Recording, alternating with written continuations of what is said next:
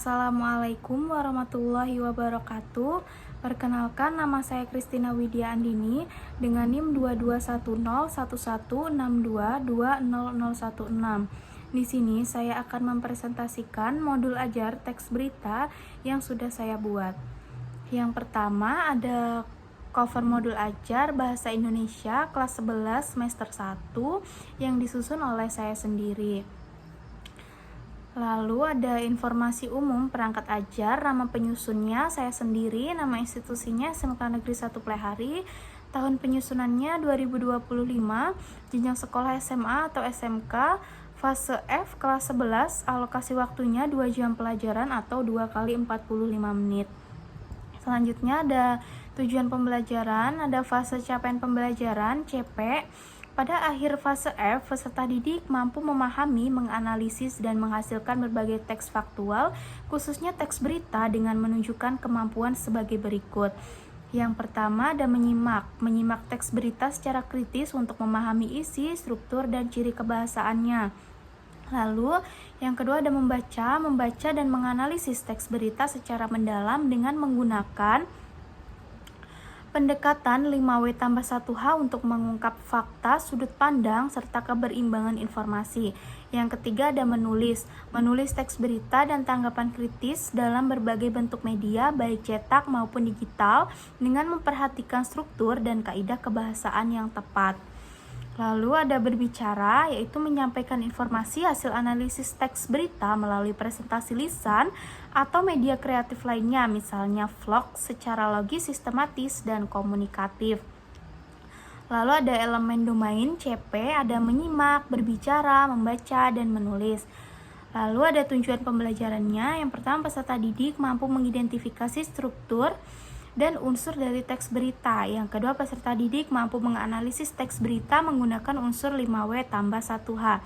Yang ketiga, peserta didik dapat memuat analisis berita dalam bentuk video vlog dan mempresentasikannya di kelas.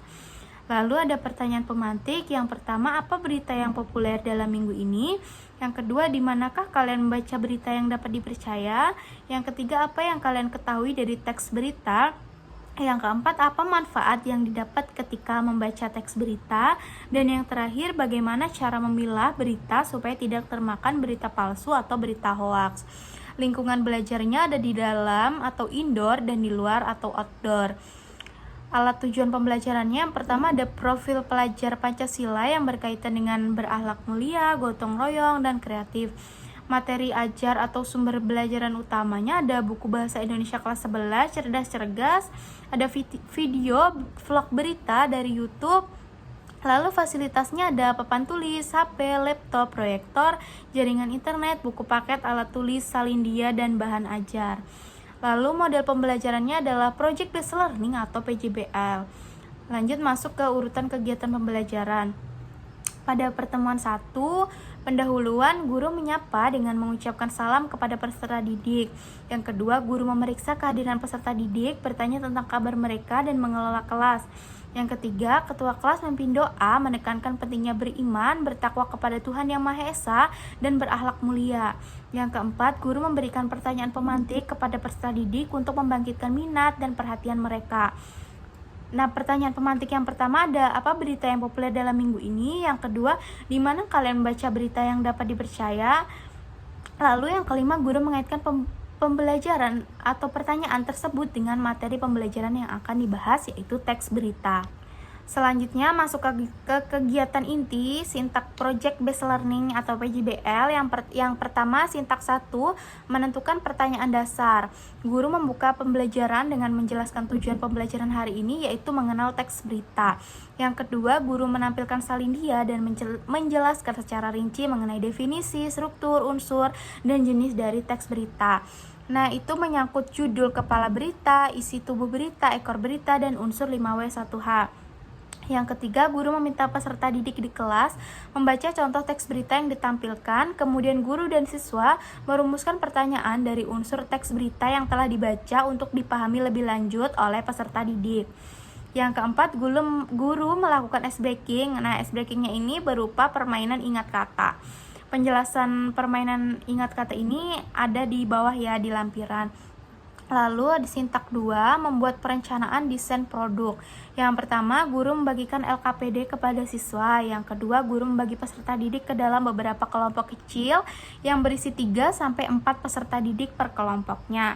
Yang ketiga, guru menampilkan contoh video vlog teks berita dalam bentuk vlog, dan guru meminta siswa mengidentifikasi unsur 5W1H dan merumuskan pertanyaan dasar berdasarkan video tersebut pada LKPD yang sudah dibagikan tadi. Yang keempat, guru meminta kelompok untuk melihat panduan pada LKPD kepada setiap kelompok tentang proyek pembuatan video vlog mengenai peristiwa nyata yang harus mengikuti struktur teks berita, yaitu kepala berita, isi tubuh berita, ekor berita, dan mengikuti unsur 5W1H. Lalu yang kelima, setiap kelompok merencanakan desain vlog mereka termasuk memilih peristiwa yang terjadi di sekitar mereka sebagai bahan utama dan merancang struktur teks berita yang akan digunakan dalam bentuk vlog. Dan yang keenam, setiap kelompok mempersiapkan ide vlog dan desain produk yang akan mereka presentasikan pada pertemuan berikutnya termasuk konsep visual dan alur narasi vlog. Lalu sintak 3 ada menyusun jadwal pelaksanaan proyek. Nah, pada pertemuan 1 ini menyelesaikan sampai tahap membuat pertanyaan menggunakan kata tanya 5W1H. Lalu pada pertemuan kedua ini menyelesaikan dan mempresentasikan hasil teks berita. Nah, pada pertemuan pertama ini peserta didik bersama kelompoknya menyusun pertanyaan yang akan diajukan di tempat kejadian peristiwa dengan menggunakan kata tanya 5W tambah 1H. Lalu guru memantau keaktifan peserta didik dan memberikan bimbingan selama proses pembuatan proyek berlangsung. Dan yang ketiga, guru dan peserta didik mendiskusikan tantangan yang dihadapi peserta didik saat menyusun pertanyaan. Lalu masuk ke dalam penutup, peserta didik dan guru menyimpulkan kegiatan pembelajaran mengenai teks berita. Selanjutnya, guru dan peserta didik melakukan refleksi dan evaluasi kegiatan pembelajaran. Yang ketiga, guru menyampaikan informasi tentang kegiatan pembelajaran berikutnya, yaitu menyelesaikan proyek dan mempresentasikannya. Ketua kelas memimpin doa, guru mengucapkan salam, lalu peserta didik mengucapkan terima kasih dan guru keluar.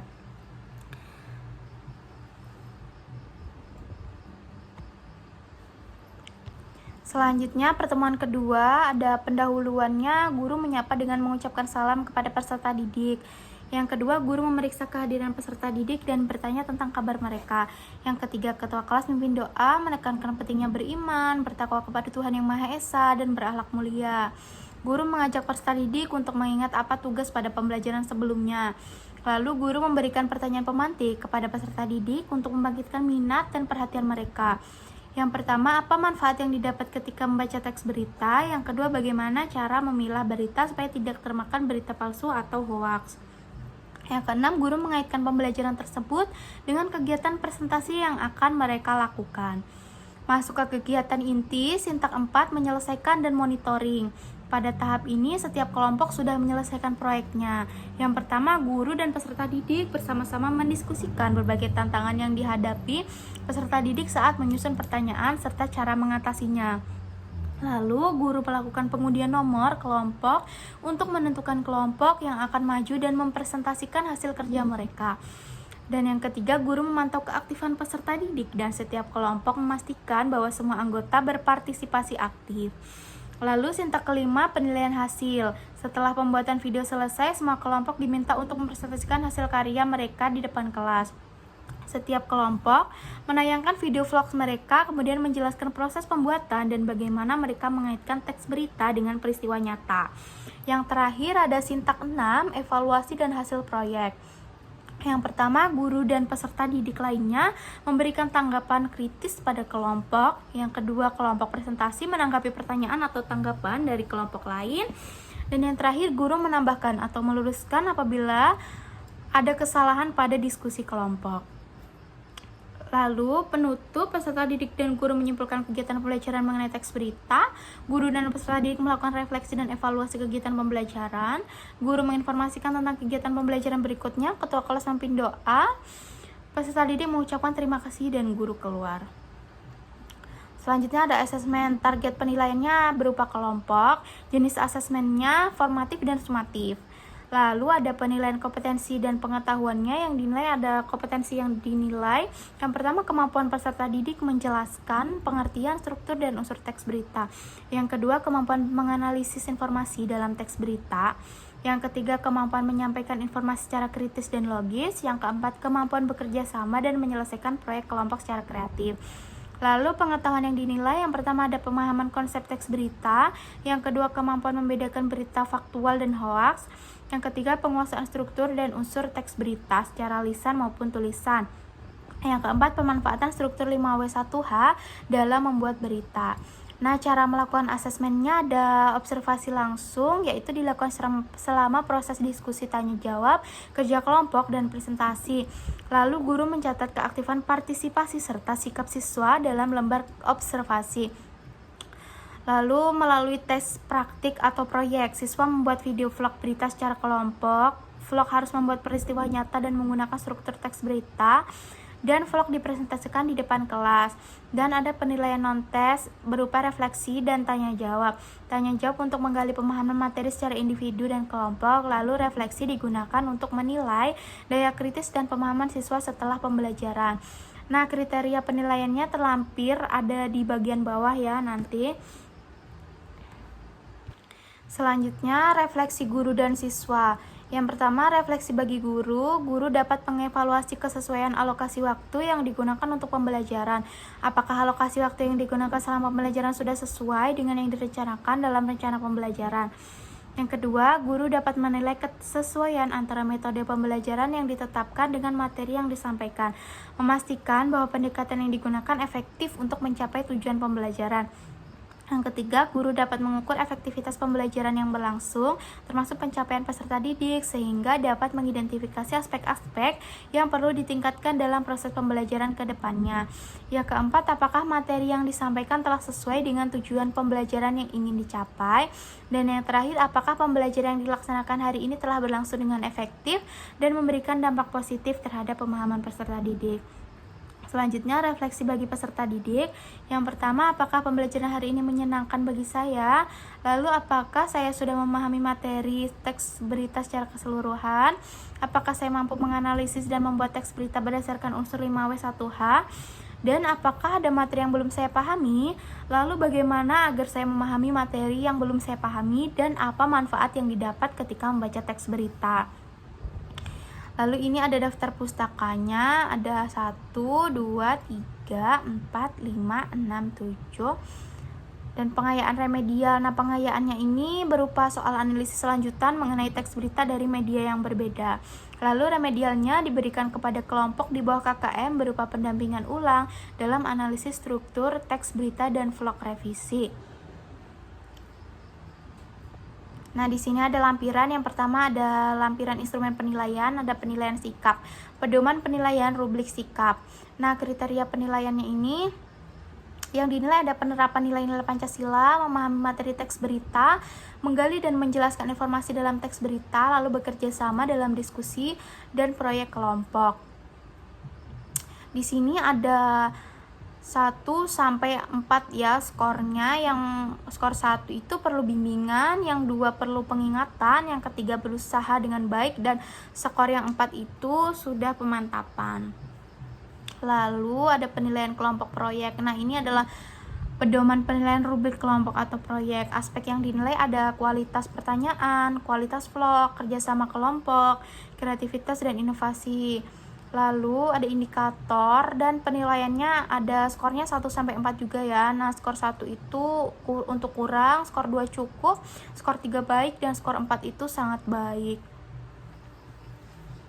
Nah, ini ada lembar kerja peserta didik yang akan mereka kerjakan, yang akan mereka kerjakan untuk tugas yang sudah saya jelaskan tadi.